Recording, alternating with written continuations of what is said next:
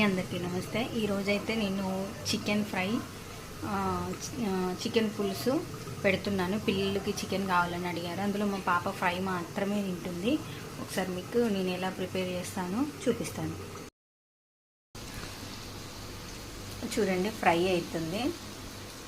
Non స్టిక్లో అయితే మంచి fry అవుతుందండి. ఇటు పులుసు అయితే అవుతుంది.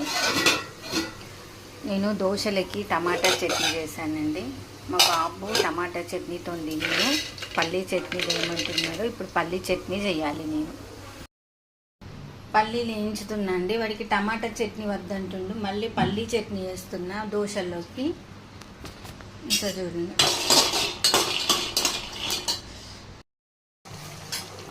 చికెన్ సూప్ అయితే అవుతుందండి.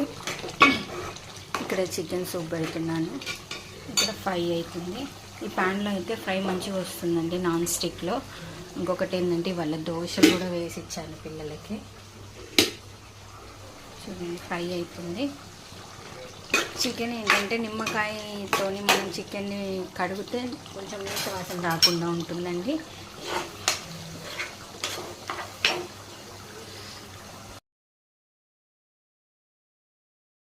ఫైనల్లీ పల్లీ చట్నీ రెడీ అయిందండి. బాబుకైతే దోశలు వేసిస్తున్నాను.